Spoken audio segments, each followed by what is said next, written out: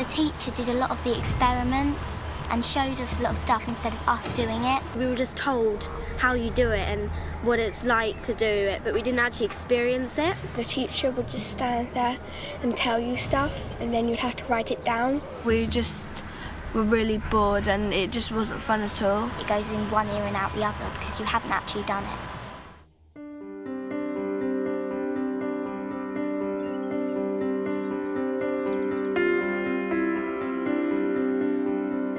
"18 months ago, Skyswood Primary School in St Albans discovered girls just weren't enjoying science. Head teacher Bob Bridle explains. As a school, we always do annual questionnaires, and the pupil questionnaires, it was clear from them that science, unlike any other subject, there was this difference between girls and boys. And nearly 70% of the boys were saying they love science and less than 30% of the girls. So of course that alarmed us. The science coordinator went into classes really to audit practice in science and see what it was that the girls weren't enjoying. And we found out that there wasn't one identified area. There are a number of issues really. We're going to pair you up with the reception children, and we're going to take you out into the environmental garden. And I want you, with your partner, to look at the types of places where you might find mini beasts.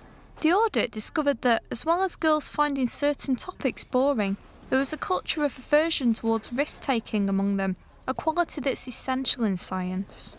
They wanted things to be right, a correct answer, and of course in investigative science, questioning is important, and I want to develop an ethos here where children feel it's fine to make mistakes, and actually some of the most powerful learning comes through getting something wrong and having another go. And the other area was some of the quieter girls, I think, were finding it difficult to fulfil their potential in group situations. They weren't really contributing as much as we felt they could.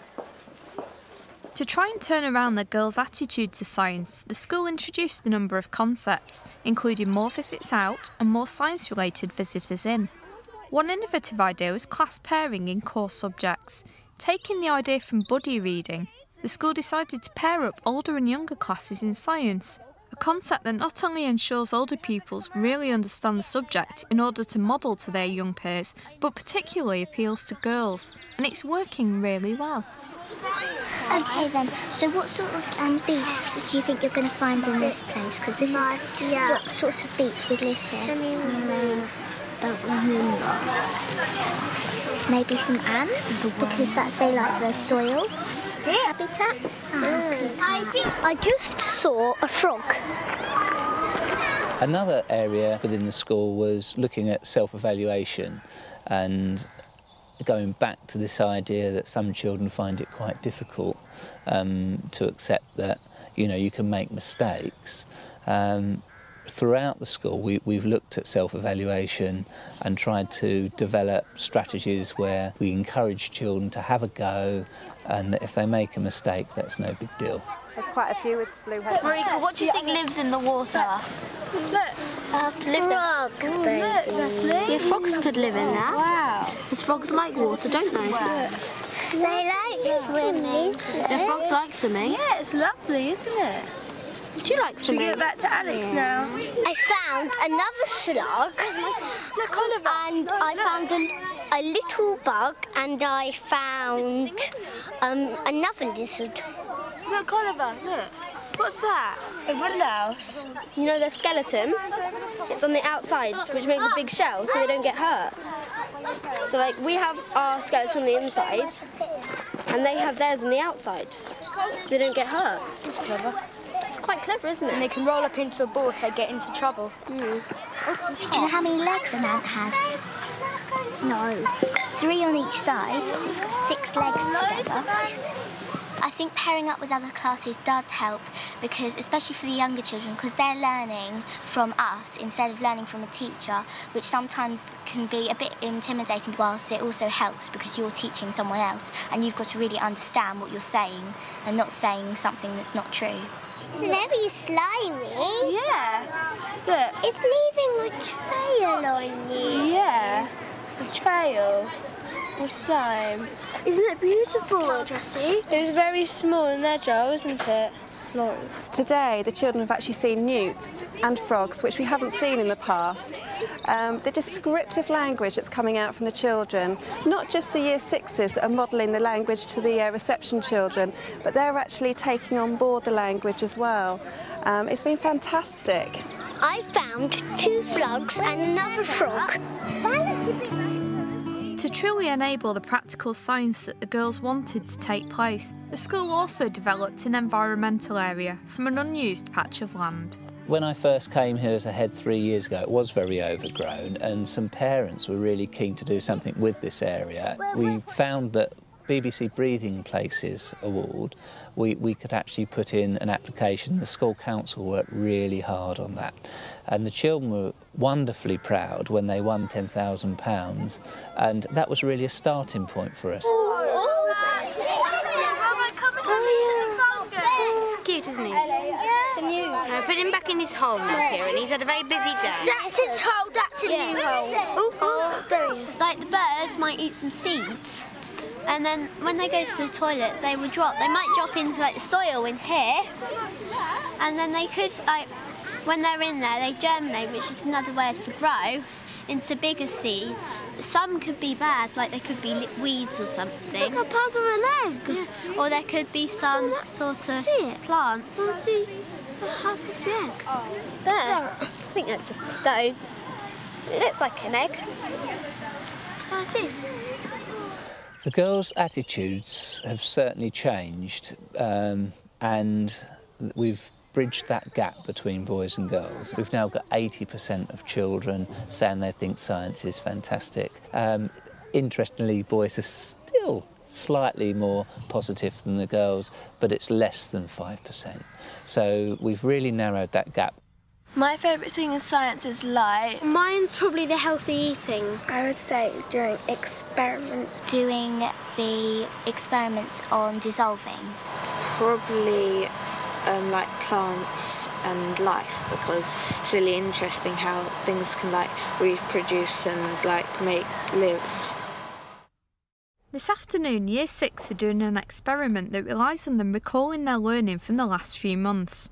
It's hands-on, involves group work, and ticks all the boxes that the school identified as appealing to girls. I can see you've all been having a sneaky look in your jars on your table. It's going to be your job this afternoon to try and separate them. Now here's the scenario, that you've been approached by the manager of a sweet factory, and he has a problem that he thinks that you'll be able to solve.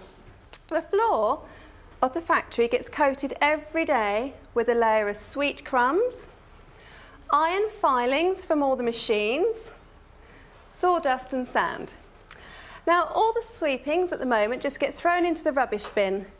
Is there any way that the sweet crumbs can be saved? Well, we'll need the magnet to get out the iron filings. Should we do that first to get the smallest things? Yeah. Why don't we then use a sieve to get the sand? Yeah. I suppose you could boil the sweets so they melt and then evaporate them. So then if we use a funnel, that'll get rid of the sawdust. Yeah. Try it. Use a funnel. Try it. Yeah. We need something for One of the interesting things that came out from addressing the issue with girls' attitude towards science is that the steps taken actually apply for both boys and girls rather than stereotyping it. And I think the issues involved making science that little bit more exciting in certain areas, making sure that all children had a role in group work. So I think every school is different and they need to look at their own context. But for our school, in raising attainment for girls, I think it addressed the issues of keeping that balance. The girls have closed the gap, but the boys are still loving science even more than they did 2 years ago. Stuck to the sweets. Oh, we didn't think about that too. Could use water again. Wow, it's not working out quite as we planned. No. Well, that's annoying. Oh, it's just finding out how different things work and that not everything can be right. So we just have to try, if something doesn't go right, we just have to try something else. Why don't we Put it through and put everything in water and put the magnet at the bottom? Do you think that might work? Let's see if I do better. The magnets on the sweets won't. Then let's size shape them. Yeah, I think we're going to have to put the magnets. What's going on? See what's in there. See what's in there. Yeah. In terms of science in the school now, I think you'd be hard pushed to find a primary school that doesn't take a really investigative approach in primary schools. I think we've got lots to be proud of in this country about primary science, but we feel that the steps we've made are taking science to another level, making science really inspiring.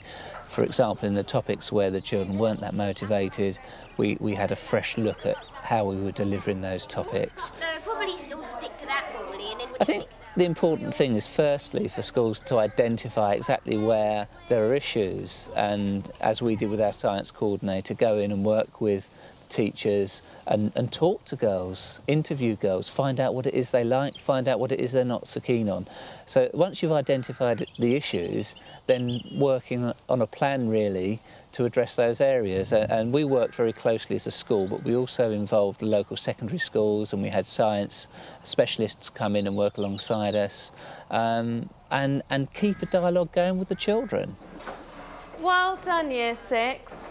Really impressed with your thinking this afternoon.